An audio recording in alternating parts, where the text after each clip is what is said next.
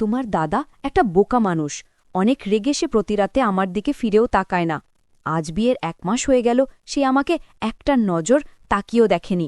আমি আর পারব না এ বাড়িতে থাকতে, আমি এক্ষুনি চলে যাব, আমার আর সহ্য হচ্ছে না।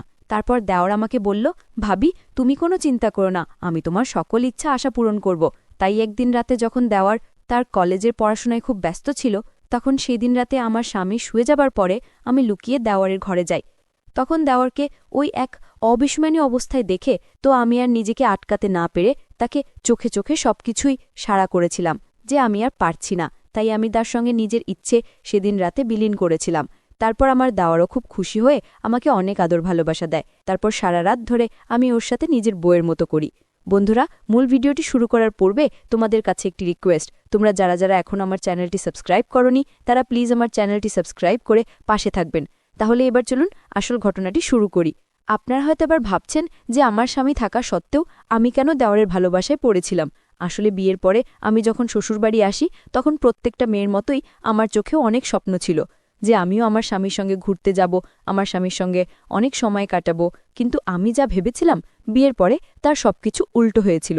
আসলে আমার স্বামী নিজের কাজ ছাড়া আর কিছুই বুঝত না। সে তো সবসময় নিজের কাজে ব্যস্ত থাকত এবং সে এতটাই রাগী স্বভাবের ছিল যে আমার একটু কিছু ভুল ত্রুটি হলে আমার ওপরে বকাবকি চিৎকার চেঁচামেচি শুরু করে দিত। শুধু তাই নয়, কোনো কোনো সময় তো আমাকে অনেক সময় মারধরও করত। এভাবে আমাদের বিয়ে হতে প্রায় 1 মাস হয়েছিল। আসলে প্রথম থেকেই আমার স্বামী আমার প্রতি কোনো গুরুত্বই দিত না। এমনকি বাসর রাতে আমার স্বামী ফোনে তার ক্লায়েন্টের সঙ্গে হিসেবপাতি করতে ব্যস্ত ছিল।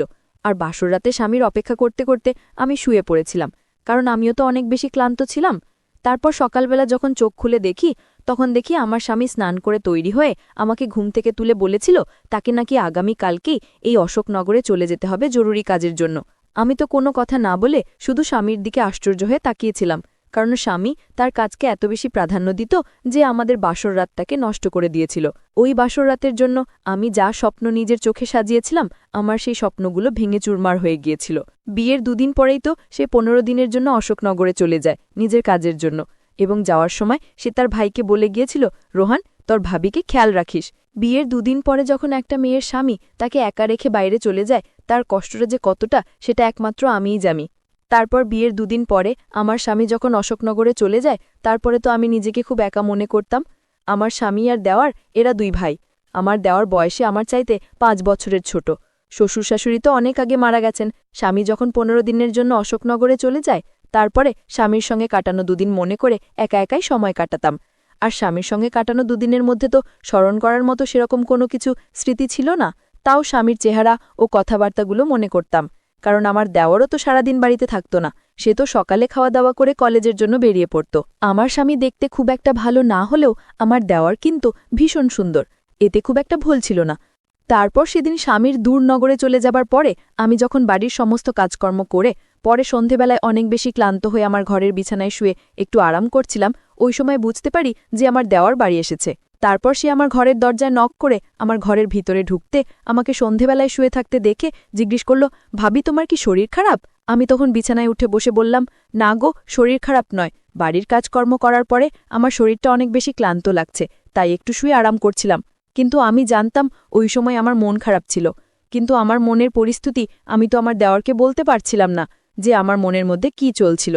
কিন্তু তাও জানি না কিভাবে সে আমার মুখ দেখে বলেছিল, ভাবি তোমাকে দেখে তো মনে হচ্ছে দাদা চলে যাওয়ার জন্য তুমি অনেক কষ্টে আছো এবং তোমার মন খারাপ আছে।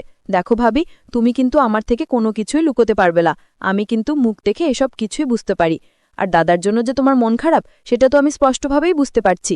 তুমি একদম মন খারাপ করো না, দাদার অনুপস্থিতিতে তোমার দায়িত্ব এখন আমার ঘাড়ে, তাই যতদিন দাদা বাড়িতে নেই ততদিন তোমাকে খুশি রাখার দায়িত্ব আমার। তারপর আমার দেওয়ার আমার কিছু বলার আগেই আমাকে বিছানা থেকে নিচে নামিয়ে বলল, ভাবি চলো আমার সঙ্গে, আমি তোমাকে এক্ষুনি আমাদের এখানকার স্পেশাল ফুচকা খাওয়াবো, যেটা খাওয়ার পরে তোমার মুড একদম ঠিক হয়ে যাবে। দেওরের কথা শুনে তো আমার মন মাজা এমনিতেই চাঙ্গা হয়ে উঠেছে, কারণ আমার স্বামী এবং আমার দেওরের মধ্যে সম্পূর্ণ আলাদা রকম হাবভাত ছিল এবং তারা 2 ভাই সম্পূর্ণ আলাদা স্বভাবের ছিল। আমার দেওর তো আমার সঙ্গে ভীষণ কথা বলতো, সে খুব খোলামেলা স্বভাবের ছিল। তারপর দেওরের কথা শুনে আমি আর না বলতে পারিনি। সেদিন প্রথম আমি দেওরের সঙ্গে বাইরে বেরিয়েছিলাম এবং তার সঙ্গে ঘুরে আমার মন খুব তরতাজা হয়ে উঠেছিল। এইভাবে ধীরে ধীরে 4-5 দিনের মধ্যেই আমার দেওরের সঙ্গে খুব ভালো একটা বন্ধুত্বের সম্পর্ক তৈরি হয়েছিল। এমনকি আগের মতো আর আমার স্বামীর জন্য মন খারাপ হতো না। আমি তো দেওরের সঙ্গে খুব ফ্রি হয়ে উঠেছিলাম। এদিকে প্রত্যেকদিন রাতে আমার স্বামী 1 থেকে 2 মিনিটের জন্য আমাকে ফোন করে একটা লৌকিকতা পূরণ করত, যেটা তো কোনো মানেই ছিল না। অত দূরে যাবার পরেও 1 ঘন্টার মধ্যে আমাকে ফোন করে মাত্র 2-3 মিনিট সময় দিত, এবং ধীরে ধীরে, যেটা আমার খুব বিরক্ত বোধ লাগত, কারণ সে তো প্রত্যেকদিন ফোন করে ওই একই কথা জিজ্ঞেস করত, তুমি কেমন আছো, আমার ভাই কেমন আছে, বাড়িতে ঠিকঠাকভাবে তালা মেরে রাখবে। এই 2-3টি কথা বলার জন্য প্রত্যেকদিন রাতে আমার স্বামী ফোন করত। এদিকে স্বামীর অনুপস্থিতিতে আমি আর দেওয়া সারা রাত জেগে আড্ডা দিতাম। কখনো বা রাত জেগে দুজনে ভূতের সিনেমা দেখতাম, কখনো বা ছাদের উপরে গিয়ে দুজনে ঠান্ডা বাতাস নিতাম। এইভাবে প্রায় 1 সপ্তাহ কেটে যাওয়ার পরে সেদিন জানি না কিভাবে বাথরুমের ভিতরে স্নান করতে গিয়ে আমি পা পিছলে পড়ে গেছিলাম, এবং আমি যখন চিৎকার করে উঠেছিলাম তখন আমার চিৎকারের আওয়াজ পেয়ে আমার দেওয়ার তাড়াতাড়ি আমার বাথরুমের সামনে এসে দাঁড়িয়ে আমাকে জিজ্ঞেস করল, ভাবি কি হয়েছে, তুমি ঠিক আছো তো? আমি তখন পায়ে ব্যথার চোটে কাস্তে কাস্তে বললাম, আমার ছোট দেওয়ার, না গো আমি ঠিক নেই, আমি পা মুচকে পড়ে গেছি এবং আমি আর উঠতে পারছি না। তারপর আমার দেওয়ার বলল, ভাবি তুমি কোনোরকমভাবে বাথরুমের দরজাটা খোলো। দেওয়ারের কথা শুনে আমি খুব কষ্টে বাথরুমের দরজাটা হাত বাড়িয়ে খুলেছিলাম। ওই সময় আমি একটা লাল রঙের পরে স্নান করছিলাম, এবং আমি যেহেতু স্নান করতে করতে পা পেছলে পড়ে গেছিলাম, তাই আমার পুরো শরীরটা ভিজেছিল। ওই সময় আমার দেওর আমার দিকে কিন্তু একদৃষ্টিতে তাকিয়েছিল, আর ওদিকে পায়ে ব্যথা নিয়ে আমি কান্নাকাটি করছিলাম। তারপর যখন আমার উঠে দাঁড়ানোর ক্ষমতাটুকুও ছিল না, তখন আমার দেওয়ার বাধ্য হয়ে আমাকে ধরে আমার ঘরের বিছানায় বসিয়ে আমাকে গামছা ও আমার পরনের পোশাক আমার পাশে রেখে দিয়ে বলল, ভাবি আমি ঘরের বাইরে যাচ্ছি, তুমি পরিবর্তন করে নাও, নইলে তোমাকে ঠান্ডা লেগে যাবে। সেদিন আমার কাছে একটা অন্যরকম অনুভূতি সৃষ্টি হয়েছিল, একটা অন্যরকম আবেগ ও আনন্দ জেগে উঠেছিল। সেদিন আমার দেওয়ারের এইরকম আচরণ দেখে আমার ভীষণ ভালো লেগেছিল, এবং আমি দেওয়ারকে নিয়ে মনে মনে অনেক রকম স্বপ্ন দেখতে শুরু করেছিলাম, কারণ আমি তো মনে মনে তাকে ভালোবাসতে শুরু করেছিলাম। তারপর ধীরে ধীরে যতদিন যায় আমার কিন্তু ততই তাকে দেখে ভালো লাগতে শুরু হয়। আমি তার পছন্দ খাবার দাবার ও তার সবকিছুরই খেয়াল রাখতাম। এমনকি সেদিন যখন আমার পা মচকে গিয়েছিল, তখন আমার পায়ে কিন্তু ভীষণ ব্যথা ছিল। তাই দেওয়ার বলল, ভাবি আমি কিন্তু একজন ছোটখাটো ডাক্তার, ভাবি তুমি একদম চিন্তা করো না, তোমার সব ব্যথা বেদনা আমি দূর করে দেব। এই বলে সে আমার পায়ে মাসাজ করে দিচ্ছিল। আমার পায়ে যখন মালিশ করতে শুরু করলো, তখন কিন্তু আমার ভীষণ আরাম লাগছিল এবং আমার পায়ের ব্যথা কমে গেল। আমি কিন্তু দেওরের জন্য সেজে গুজে তৈরি হয়ে থাকতাম এবং বাহানা খুঁজতাম যে আমার দেওরের কাছে যাওয়ার জন্য, কারণ বিয়ের পরে যেই যত্ন আমার স্বামীর কাছ থেকে পাওয়া উচিত ছিল সেটা তো আমি দেওরের কাছে পেয়েছিলাম। তাই আমি দেওরকে মন থেকে ভালোবেসে ফেলেছিলাম, এবং সেদিনের পর থেকে আমি পায়ে ব্যথা বাহানা করে প্রত্যেক দিন তার সামনে ন্যাকা কান্না করতাম। আর সে আমার কান্না দেখে বলতো, ভাবি তুমি চিন্তা করো না, আমি এক্ষুনি পায়ে মালিশ করে দিচ্ছি। আর আমি সেটা মন থেকে অনুভব করতাম। ওদিকে পরের দিন কেটে যাওয়ার পরে যখন আমার স্বামী বাড়ি ফিরে আসে, তখন তখন তার আসল চেহারা আমার সামনে ফুটে ওঠে। কারণ একটা মানুষকে কিন্তু 2 দিনের মধ্যে কখনোই চিনতে পারা যায় না, যতক্ষণ না সেই মানুষটার সঙ্গে সারাদিন কাটানো হয়। একটা মানুষের সঙ্গে আমি যত সময় কাটাবো ততই আমি তাকে চিনতে পারবো। এদিকে আমার স্বামী বাড়ি ফিরে আসায় আমি কিন্তু খুশি ছিলাম না, কারণ আমি দেওয়ারের সঙ্গে খুব ভালো সময় কাটাচ্ছিলাম। দেওয়ার আমার মনের ইচ্ছা পূরণ না করলেও সে আমার খুব যত্ন করত এবং খুব খেয়ালও রাখত। কিন্তু আমি এটা জানতাম না যে দেওয়ারের মনে আমার প্রতি কী ছিল। আদৌ কি সে আমাকে মনে মনে ভালোবাসত, নাকি সে আমাকে নিজের দাদার বউ মনে করে শুধু আমার যত্ন করত?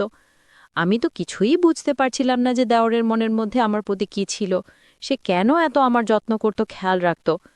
এদিকে আমার স্বামী বাড়ি ফিরে আবার সেই আগের মতোই নিজের ব্যবসার কাজে ব্যস্ত হয়ে পড়েছিল। এমন নয় যে সে আমাকে রাতের বেলায় একটু, আমিও একটা মানুষ ছিলাম, আমার একটা ইচ্ছে বলে কিছু ছিল। আমি স্বামীর কাছে যেতেই সে আমার উপর চিৎকার করে বলতো, তোমার কি আর কোনো কাজকর্ম নেই? তুমি দেখতে পাচ্ছ না আমি অফিসে খুব একটা জরুরি কাজে ব্যস্ত আছি, যাও গিয়ে চুপচাপ শুয়ে পড়ো।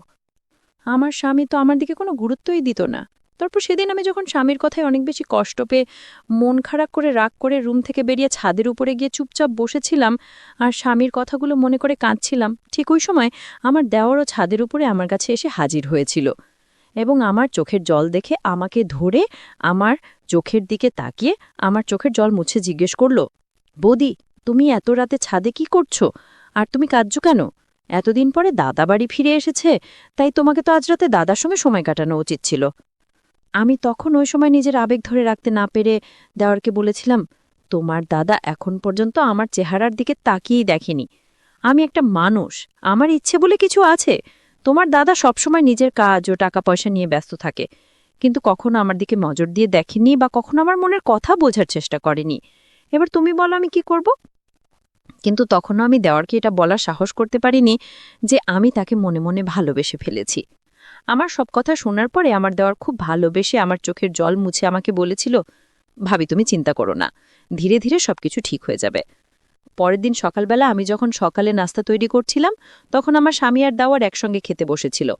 তারপর আমার হাতে রান্না করা সবজি পছন্দ না হওয়ায় আমার স্বামী আমাকে অনেক কথা শুনিয়েছিল, অপমান করেছিল, আমাকে অনেক উল্টোপাল্টা আজেবাজে কথা বলেছিল। এবং সেদিন আমার এটা বুঝতে আর বাকি ছিল না যে আমার স্বামী খুব রাগী স্বভাবের মানুষ ছিল। ওই সময় কিন্তু আমি চুপচাপ মাথা নিচু করে দাঁড়িয়েছিলাম এবং আমার চোখের জল তো স্তরে স্তরে পড়েই যাচ্ছিল। আমার চোখের জল দেখে আমার ছোট দেওয়ার তার দাদাকে বলেছিল, সামান্য একটা তরকারির জন্য তুমি ভাবিকে এত কথা শুনিয়ে দিলে। আমার দেওয়ার খুব ভালোভাবেই জানতো যে তার দাদা খুব রাগী স্বভাবের মানুষ, কিন্তু আমি সেদিন জানতে পেরেছিলাম যে আমার স্বামী ভীষণ রাগী স্বভাবের মানুষ। তারপর আমার দেওয়ারের কথা শুনে আমার স্বামী তার ভাইয়ের দিকে অনেক এগিয়ে বড় বড় চোখ করে তাকিয়েছিল এবং আমাদের সঙ্গে কোনো কথা না বলে চুপচাপ নিজের অফিসের জন্য বেরিয়ে পড়েছিল। সেদিন আমার স্বামী চলে যাওয়ার পরে আমি দেওয়ারকে বলেছিলাম, দেখো, তোমার দাদা যদি আমার সঙ্গে এরকম সবসময় দুর্ব্যবহার করে, তাহলে আমার এই বাড়িতে থাকার কোনো মানে হয় না। তাই আমি আজকে এই মুহূর্তে এই বাড়ি ছেড়ে চলে যাব। এমনিতেও বিয়ে হতে কাছাকাছি 1 মাস হতে চলল, তাই আমি আজকেই বাড়ি ছেড়ে চলে যাব। তারপর আমার দেওয়ার অনেক ভালোবেসে আমাকে বলল, ভাদি আমার কথাটা একবার শোনো। কিন্তু তখন আমি দেওয়ারের কোনো কথা শুনিনি। আমি তখন দেওয়ারকে অনেক এগিয়ে বলেছিলাম, যখন স্বামীর ভালোবাসা আবদার কিছুই পাবো না, তাহলে আমি কিসের জন্য এই বাড়িতে থাকব? আমি যখন রাগ করে জামাকাপড় সুটকেস গোছাতে শুরু করেছিলাম, তখন হঠাৎ করে আমার দেওয়ার বলেছিল, তুমি একদম চিন্তা করো না, আমি এবার সবকিছু ঠিক করে দেব। যখন সে আমাকে এটা বলেছিল, তখন আমি বুঝে গিয়েছিলাম যে তার মনেও নিশ্চয়ই আমার প্রতি কিছু না কিছু তো আছে, না হলে সে এত ভালোবেসে আমাকে আটকে রাখবে কেন? বন্ধুরা, তারপর আমি আমার দেওয়ারকে নিয়ে সংসার শুরু করেছিলাম। বন্ধুরা, আজকের গল্পটা এখানেই শেষ করলাম। ভালো লাগলে চ্যানেলটি সাবস্ক্রাইব করে পাশে থাকবেন। ধন্যবাদ।